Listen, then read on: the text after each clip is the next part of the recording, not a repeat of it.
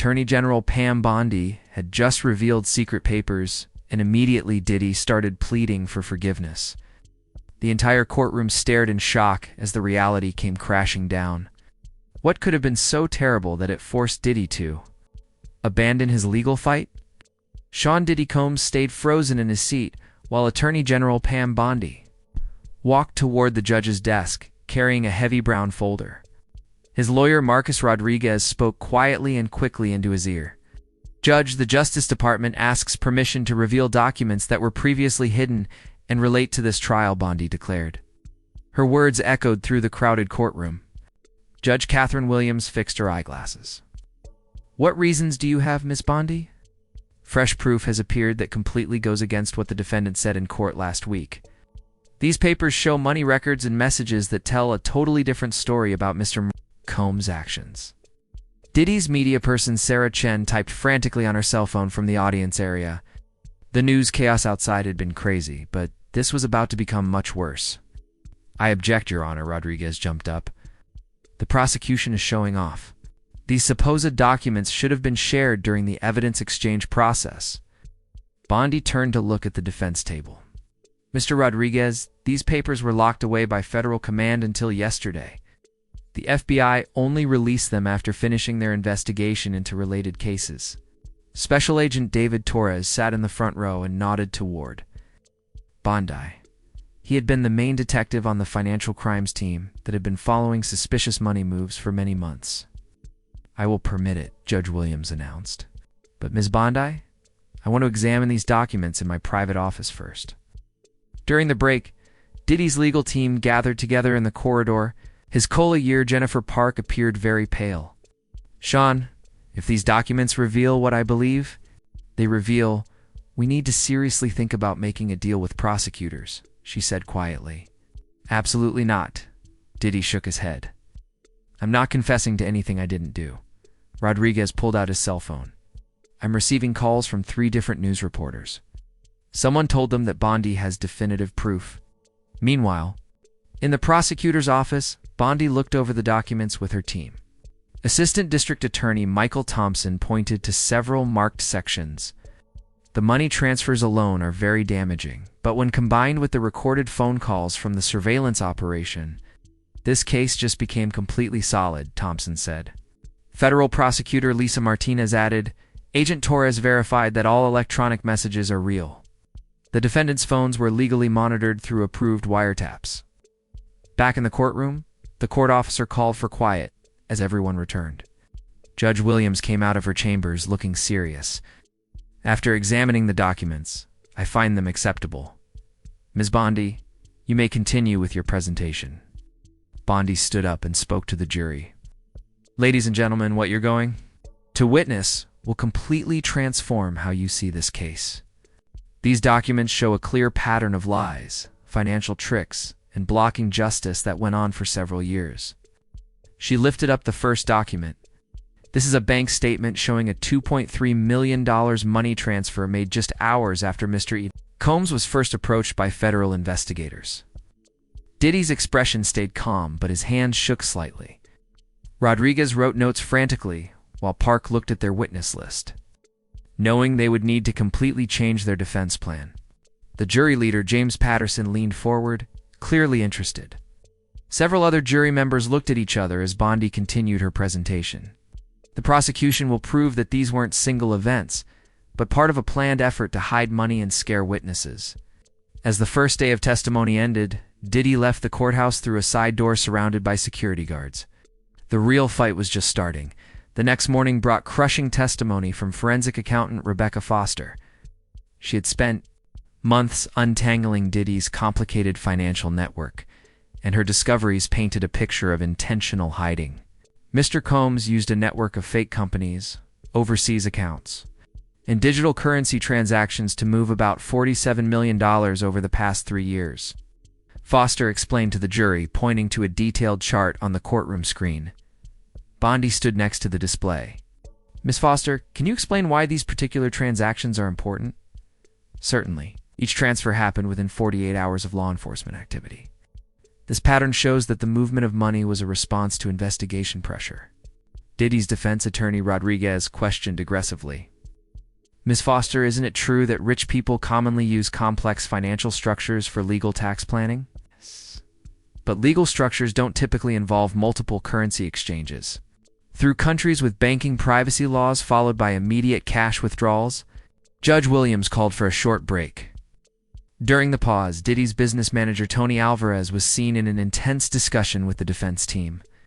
"The numbers don't lie, Sean," Alvarez said quietly. "If they can prove you intended to hide money, we're looking at additional charges." Assistant Prosecutor Thompson then called his key witness, former Diddy associate Marcus "Big Mike" Johnson, who had been given protection from prosecution in exchange for his testimony. "I helped Sean set up several of these accounts," Johnson testified. "He specifically told me we needed to move money where the federal agents couldn't reach it." The courtroom broke out in whispers. Rodriguez immediately objected. "Hearsay, Your Honor." Overruled. "The witness is testifying about direct conversations," Judge Williams replied. Johnson continued. "Sean also had me contact several people who might testify against him. We wanted to know if they would be willing to change their minds about their positions." This revelation made Agent Torres lean forward. His investigation had found evidence of witness intimidation, but Johnson's testimony provided the missing connection. Bondi pressed further. "Mr. Johnson, did Mr. Combs ever discuss what would happen to people who didn't cooperate? He said some people might find their business opportunities disappearing. Others might have their personal information become public." The defense team's strategy began crumbling. Rodriguez whispered urgently to Park, "We need to explore a plea deal now." During lunch break, Prosecutor Martinez approached the defense table. "Ms. Bondi authorized me to discuss possible terms. Mr. Combs pleads to money laundering and obstruction, serves 8 years, pays full repayment plus penalties." Park shook her head. "We need to discuss this with our client." But Diddy overheard. 8 years for what? Moving my own money? "Sean, listen to me," Rodriguez said firmly. "If they prove the witness intimidation charges, you're looking at 20 years minimum." That afternoon, victim advocate counselor Dr. Amy Chen testified about the impact on witnesses who had been threatened. Her emotional testimony about families living in fear had a powerful effect on the jury. Several witnesses moved their families after receiving threatening messages, Dr. Chen explained. The psychological impact on children who had to change schools, adults who lost jobs, it's devastating. Juror Patricia Williams, a mother of 3, visibly reacted to this testimony. The prosecution was building not just a legal case, but an emotional one. As the day ended, Bondi held a brief press conference. Justice means accountability at every level. No one is above the law. Meanwhile, Diddy's team prepared for what might be their last chance to avoid a lengthy prison sentence. The sealed documents had turned the case into a prosecution steamroller. Day 3 opened with explosive testimony from Diddy's former head of security, Raymond Ray Washington, who had also received immunity. His revelations about witness intimidation tactics sent shockwaves through the courtroom. "Sean instructed me to follow certain people, take pictures of their daily routines, their kids' schools," Washington testified. He wanted them to know they were being watched. Bondi methodically walked Washington through specific incidents. "Tell the jury about the Thompson family." Maria Thompson was scheduled to testify about financial irregularities she witnessed. "Sean had me park outside her daughter's school for 3 consecutive days." The message was clear, defense attorney. Rodriguez objected repeatedly, but Judge Williams overruled most attempts to block the testimony. The evidence was too relevant to exclude. Washington continued. "I also delivered envelopes containing personal photos of witnesses, photos of them grocery shopping, at restaurants, picking up their children. No words, just the photos." Jury leader Patterson looked disturbed. Several other jurors appeared uncomfortable with the testimony. Assistant Prosecutor Thompson then introduced recorded phone conversations between Diddy and Washington obtained through federal wiretaps. "I need you to remind Mrs. Chen that testifying might not be in her family's best interest." Diddy's voice played clearly through the courtroom speakers. "How do you want me to remind her?" "Use your imagination, but keep it subtle." Rodriguez had not been aware of these recordings. During cross-examination, Rodriguez attempted damage control. Mr. Washington, you received complete immunity in exchange for this testimony, correct? Yes, so you have every incentive to blame. My client, regardless of truth, I'm telling the truth because I'm tired of being part of something wrong. The afternoon brought testimony from FBI agent Torres about the sophisticated surveillance operation that had captured these conversations. We obtained federal court authorization for wiretaps on Mr. Combs' phones after receiving credible reports of witness intimidation, Torres explained. The surveillance revealed a pattern of behavior designed to obstruct justice and intimidate potential witnesses. Bondi then played additional recordings, including conversations between Diddy and his financial advisor about moving assets offshore. Make sure the Cayman accounts are completely separate from anything domestic, Diddy's voice instructed. What about the SEC filings? His advisor asked. What SEC filings? The jury listened intently as the prosecution systematically destroyed any remaining credibility Diddy might have had during a recess. Diddy's crisis management consultant, David Sterling, approached the defense team. The media narrative is completely against us. Every major outlet is running stories about the immunity deals. Rodriguez pulled Diddy aside. Sean, we need to seriously consider pleading out. The prosecution's case is overwhelming. They're destroying me, Diddy said quietly. Everything I built, it's all falling apart. Park reviewed her notes. The witness intimidation charges alone carry 15 years. Combined with the financial crimes, we're looking at potentially decades. That evening, Bondi met with her prosecution team to prepare for the next phase. The immunity deals were crucial. Without Washington and Johnson's testimony, we'd have a much weaker case, Thompson agreed. The recordings sealed it. The jury can hear Diddy's intent in his own words, Martinez added. Defense counsel has been reaching out about plea negotiations. I think they're finally realizing the strength of our case. As the third day concluded, legal analysts outside the courthouse predicted that Diddy's team would soon be forced to negotiate a plea agreement.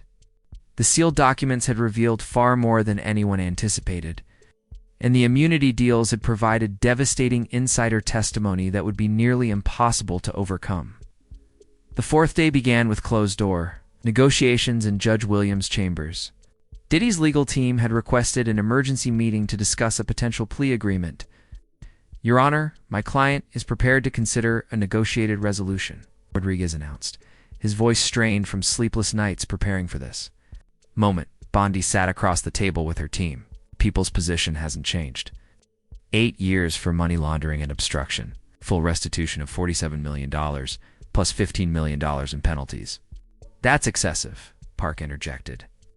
Mr. Combs has no prior criminal record. He's been a philanthropist and community leader. Thompson pulled out a thick file. Ms. Park, your client intimidated witnesses, moved millions to avoid federal oversight, and obstructed a federal investigation. 8 years is generous. Judge Williams reviewed the prosecution's evidence summary. Mr. Rodriguez, given the strength of the evidence I've seen, I'd advise your client to seriously consider this offer. We need more time, Rodriguez replied. And we want to propose alternative sentencing, house arrest, community service, supervised probation. No, Bondi said firmly.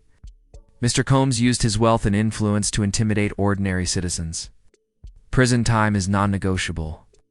After the meeting, Diddy waited anxiously in the conference room with his team. His mother, Janice Combs, had flown in from New York and sat quietly in the corner.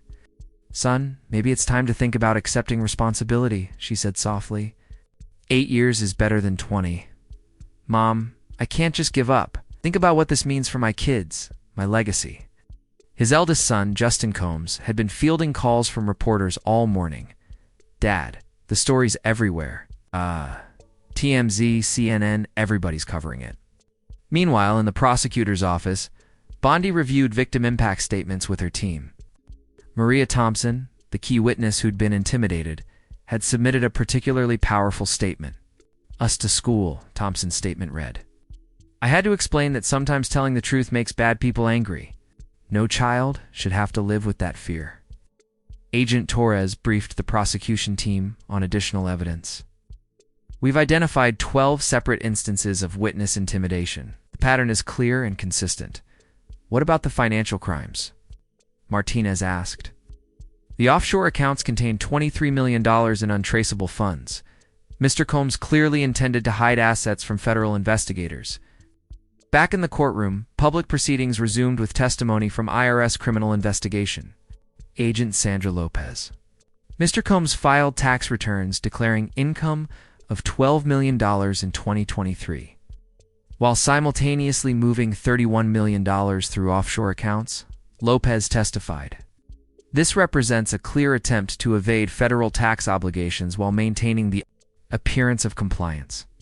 The jury listened as Lopez explained complex financial maneuvers designed to hide income and assets. Juror Michael Davis, an accountant, took detailed notes. Defense attorney Rodriguez attempted to challenge the tax evidence. Agent Lopez, isn't it possible these transfers were legitimate business expenses? No, sir. Business expenses require documentation, legitimate purposes, and proper reporting. These transfers had none of those characteristics. During afternoon recess, Diddy's crisis management team held an emergency meeting. Publicist Sarah Chen had been monitoring social media sentiment. It's brutal out there, Chen reported. Major influencer, every news outlet, they're all calling for accountability. His business partner, Kevin Williams, looked grim. Sean, our ventures are hemorrhaging money. Investors are pulling out, contracts are being canceled. We need to contain this. That evening, Rodriguez met privately with Diddy at the federal detention center where he was being held. Sean, I've been practicing law for 25 years. I've never seen a case this airtight against a defendant. The recordings, the financial evidence, the witness testimonies, it's overwhelming. So you're giving up on me too? I'm trying to save you from spending the rest of your life in prison. 8 years means you'll be out in 6 with good behavior. We'll still have time to rebuild. Diddy stared at the concrete wall. What about my reputation? My businesses? Your reputation is already destroyed. The businesses can be rebuilt. But if you go to trial and lose, you're looking at 25 years minimum. You'll never recover from that. Outside the detention center, protesters had gathered with signs reading "Justice for Victims" and "No one above the law." The case had become a symbol of accountability for the wealthy and powerful. As the fourth day concluded, legal experts predicted that Diddy would accept the plea agreement within 48 hours. The weight of evidence had made his position untenable. Day 5 brought the most emotionally devastating testimony yet.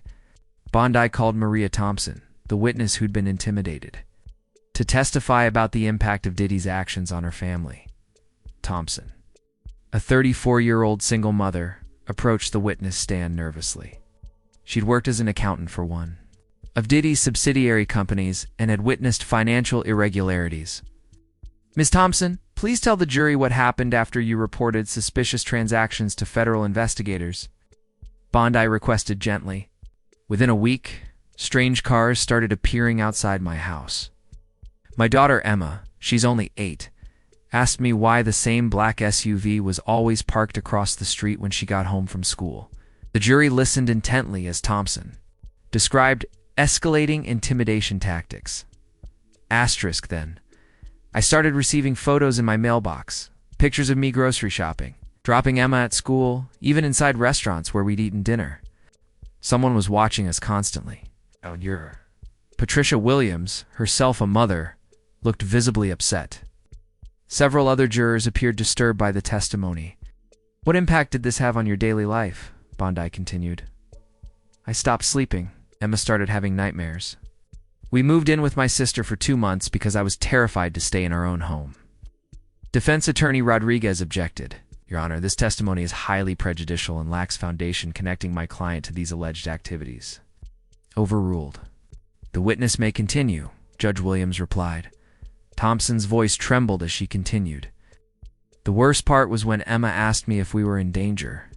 I had to explain that sometimes telling the truth makes bad people angry, but that it was still the right thing to do. During cross-examination, Rodriguez attempted to minimize the connection between Thompson's fears and Diddy's actions. Ms. Thompson, you have no direct evidence that my client ordered any surveillance, correct? No, but You never spoke directly to Mr. Combs about these incidents. No, but his security chief admitted. Just answer the question, please. Bondi's redirect examination restored the impact of Thompson's testimony. Thompson, after former security chief Washington testified about following you and your daughter. How did that make you feel? Terrified, knowing that someone deliberately tried to frighten my child, to make us live in fear. It's unforgivable. The next witness was Dr. Jennifer Hayes, a forensic psychologist who'd evaluated several intimidated witnesses. These individuals displayed classic symptoms of trauma, hypervigilance, sleep disturbances, anxiety disorders, Dr. Hayes testified.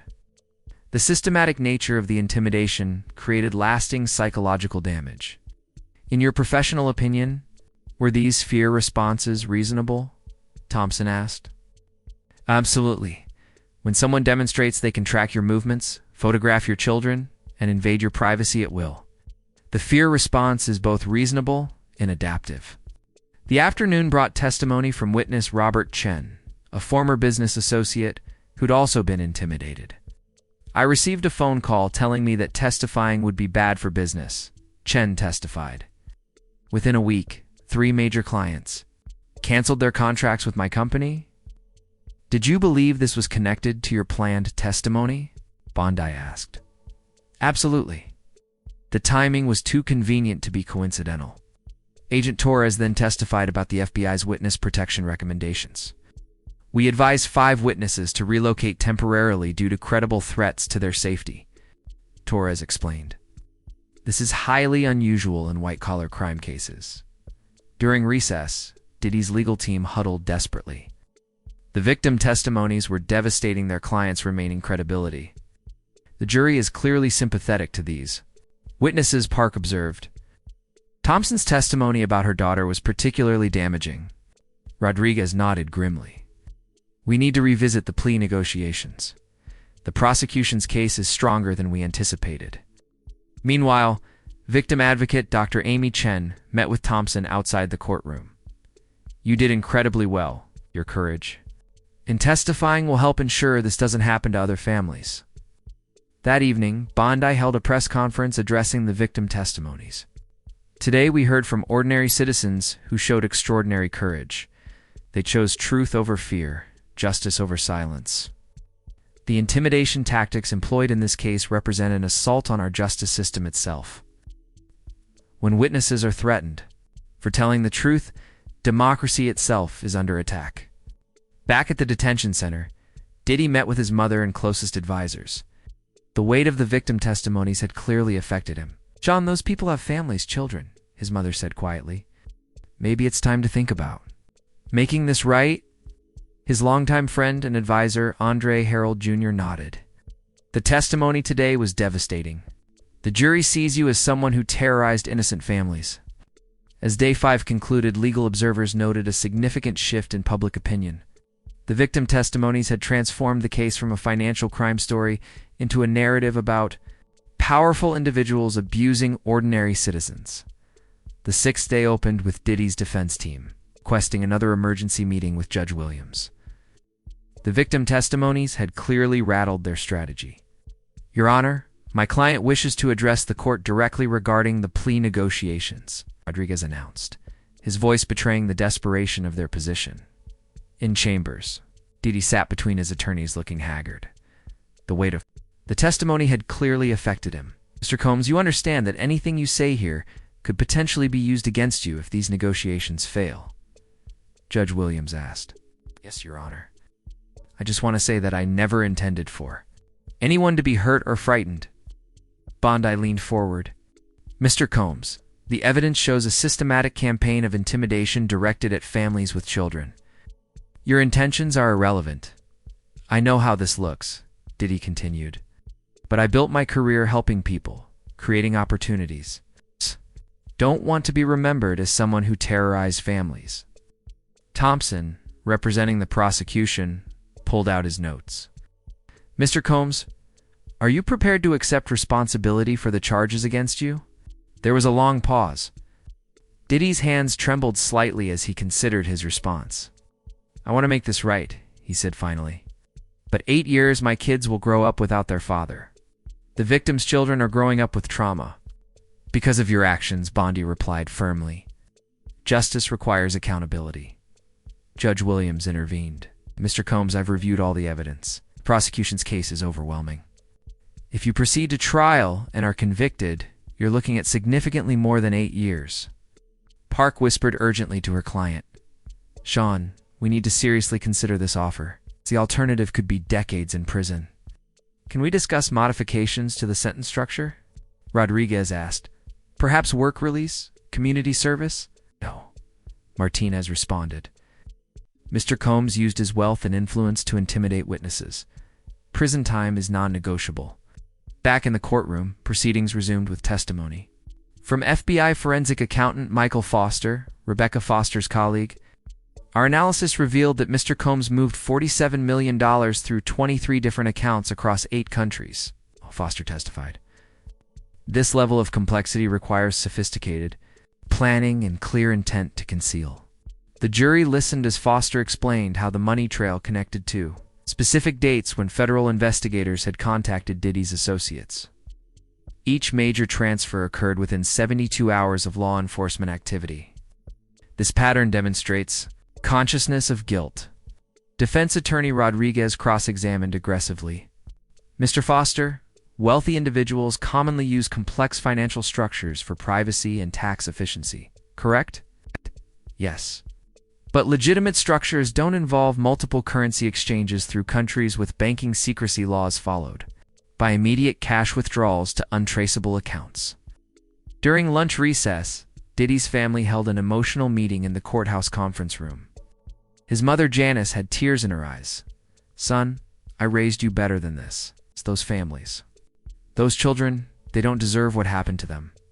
His daughter, Chance Combs, who'd flown in from Los Angeles, looked heartbroken. Dad, everyone at school is talking about this. It's humiliating, his son Justin added. Dad, you taught us that success means lifting others up, not tearing them down. How did it get to this? Meanwhile, in the prosecutor's office, Bondi reviewed the case timeline with her team. We're at a critical juncture. The defense is clearly breaking down. Agent Torres provided an update on the ongoing investigation. We've identified additional witnesses who were intimidated but haven't come forward yet. If this goes to trial, the case will only get stronger. What's your assessment of Diddy's mental state? Martinez asked. He's clearly struggling with the reality of his situation. The victim testimony seemed to have affected him more than the financial evidence. That afternoon, the prosecution called its final witness, Dr. Sarah Kim, an expert on organized intimidation tactics. The methods used in this case, surveillance, photography, implicit threats, are consistent with sophisticated intimidation campaigns, Dr. Kim testified. These tactics are designed to create fear without explicit threats, making them harder to prosecute while maximizing psychological impact. Bondi asked, in your expert opinion, were these tactics effective? Absolutely. Several witnesses delayed coming forward, and at least 3 relocated their families. The intimidation achieved its intended purpose. As the day concluded, Diddy's crisis management team met to assess the damage. The media coverage had been universally negative. Every major outlet is running stories about the victim testimonies, publicist Sarah Chen reported. Social media sentiment is completely against us. His business manager Tony Alvarez delivered more bad news. 3 more major partnerships have been terminated. The financial impact is approaching $100 million. That evening, Rodriguez visited Diddy at the detention center for what might be their final strategy session. Sean, we're out of options. The prosecution's case is airtight, and the jury clearly sympathizes with the victims. So you're telling me to give up? I'm telling you. To accept reality, 8 years with the possibility of parole in 6 is far better than 25 to life. Diddy stared at his reflection in the metal mirror. How did I become the villain in my own story? Day 7 began with Diddy's attorney Rodriguez addressing Judge Williams with visible exhaustion. Your Honor, after extensive consultation with our client, we're prepared to enter a plea agreement. The courtroom buzzed with anticipation. Bondi sat confidently at the prosecution table. Knowing this moment had been inevitable since the sealed documents were revealed. "Mr. Combs, please." "Rise," Judge Williams instructed. Diddy stood slowly, his designer suit wrinkled, his usual confidence completely gone. His hand shook as he faced the judge. "Do you understand the charges against you?" Judge Williams asked. "Yes, Your Honor. Money laundering in the first degree, obstruction of justice, and witness intimidation." "How do you plead?" There was a long pause. Diddy's mother Janice sat in the front row with tears streaming down her face. "Guilty, Your Honor." The courtroom erupted. Reporters frantically typed on their phones. Victim Maria Thompson, seated in the gallery, exhaled deeply for the first time in months. "Mr. Combs, you understand that by pleading guilty you're admitting 2. Intimidating witnesses and moving $47 million to avoid federal oversight?" "Yes, Your Honor. I take full responsibility for my actions." Bondi stood to address the court. "Your Honor, the people are satisfied with Mr. Combs' plea. The agreed sentence is 8 years in federal prison, a full restitution of $47 million, plus $15 million in penalties. Additionally, Mr. Combs will be prohibited from contacting any witnesses and will surrender his passport immediately." Judge Williams reviewed the plea agreement. "Mr. Combs, do you wish to make a statement before sentencing?" Diddy's voice cracked as he spoke. "Your Honor, I want to apologize to the families I hurt, Maria Thompson, Robert Chen, and others. I'm sorry for the fear I caused your children. I used my wealth and influence to intimidate people who were just trying to tell the truth. That's not who I want to be remembered as." He turned toward the gallery where the victims sat. "I know saying sorry isn't enough, but I want you to know that I understand the harm I caused." Maria Thompson wiped tears from her eyes. Despite everything, she felt a sense of closure hearing his admission. Bondi addressed the media outside the courthouse. "Today's plea represents accountability at the highest level, Mr. Combs.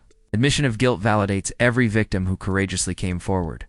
No one is above the law, regardless of wealth or status." Agent Torres reflected on the case with his team. The sealed documents were the key. Without those financial records and recorded conversations, this case would have been much more difficult. Added, the immunity deals with Washington and Johnson provided crucial insider testimony.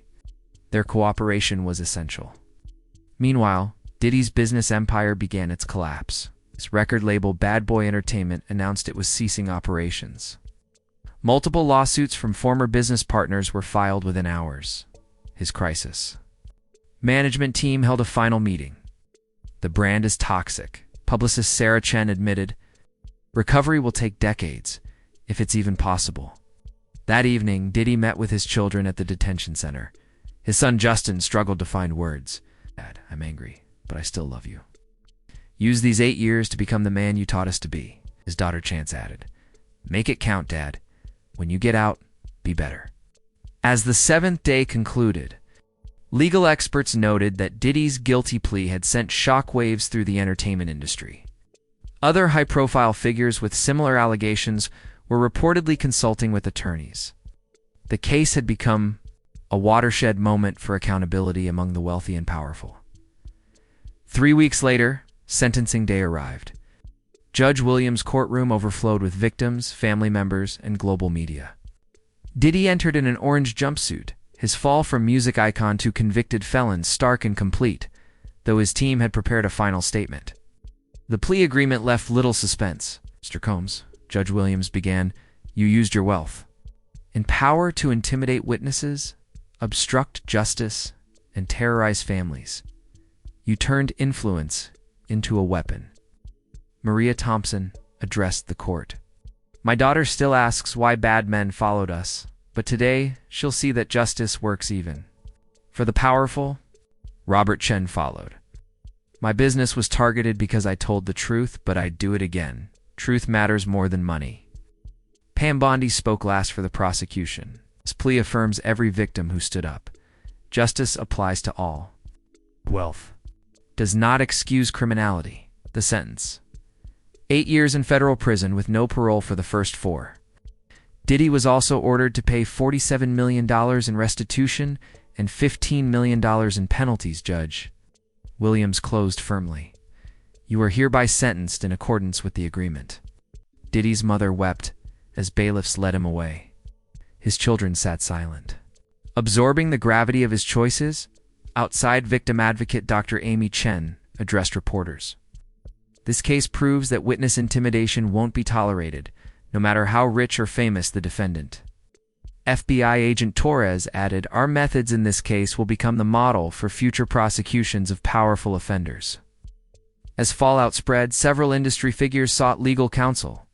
Kevin Liles, a music executive, stated, this forced us all to re-examine our practices. From prison, Diddy began writing apology letters. To Maria Thompson, he wrote, I know I caused fear. I'm trying to understand how I became that man. His empire crumbled. Bad Boy Entertainment's catalog was sold. Ventures were dissolved or liquidated. Still, some spoke of change. Han is finally taking responsibility, said longtime friend Andre Harold Jr. Pam Bondi announced new federal guidelines to target wealthy defendants in future witness intimidation cases. The Combs trial became a landmark, but whether Diddy would truly change, that remained his final sentence.